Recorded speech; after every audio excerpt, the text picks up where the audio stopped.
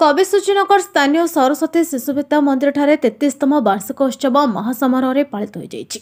उक्त कार्यक्रम में कवि सूचीनगर विधायक प्रताप चंद्र नायक मुख्य अतिथि भाव जोगदे निजर वक्तव्य रखिथिले। कवि सूचीनगर भागवत मठाधीश महंत ब्रजबंधु दास महाराज सम्मानित अतिथि भाव जोगदे दीप प्रज्वलन करने सहित कार्यक्रम आरंभ करथिले। अनुष्ठान सभापति इंजीनियरिंग रामचंद्र साहू कार्यक्रम अध्यक्षता करने सहित आशीर्वचन प्रदान करथिले। शिक्षा विकास समिति ओडिशा दक्षिण पूर्व संभागर पूर्वतन संपादक रामप्रसाद पट्टनायक मुख्य वक्ता भाव जोगदे सरस्वती शिशुविद्या मंदिर समाज प्रति अवदान को वर्णना करथिले।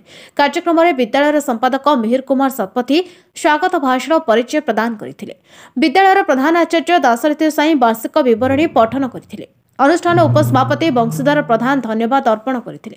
विद्यालय जुग्म संपादक बुलू पोलेई श्रृंखला निरीक्षण करथिले। विद्यालय उपदेष्टा बी राममूर्ति पात्र उपस्थित थिले।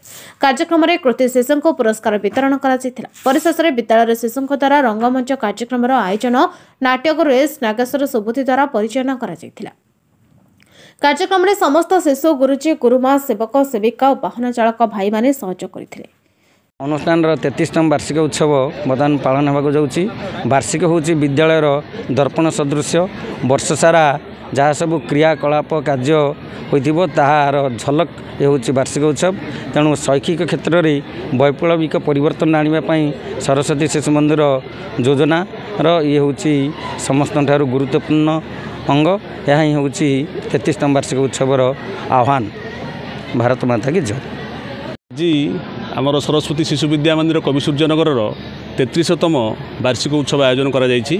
प्रकृत में यह 22/12 आयोजन होबार थिला, किंतु वर्षाजनित समस्या रहिबा जोगु आकु आमे किछि दिन पई स्थगित रखिथिलु। वर्तमान पाणीपाग वातावरण अनुकूल रहिबा जोगु आज ये कार्यक्रम आमर करा जाउछि। आ ये कार्यक्रम जो अतिथि मानक सब अनुरोध करा जायतिला से माने सब ठीक समय पहुँचती।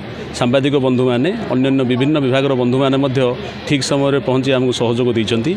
आमे ए उत्सवटी को साफल्य मंडित करथिबारु अभिभावक मानकु शुभेच्छु मानकु अन्य समस्त को आमे साधुवाद जणाउछु। ए कार्यक्रम सुचारू रूपे किमती आरंभ होइकि सरिबो सेतिपई समस्त देवदेवी निकट में आमे भक्तिपूत निवेदन रखुछु। ए क्षेत्र में समस्त सहयोग रहिथिबारु समस्त को पुनरपि कृतज्ञता ज्ञापन करुछि। कवि सूचीनगर सरस मिश्र रिपोर्ट नायवती टीवी।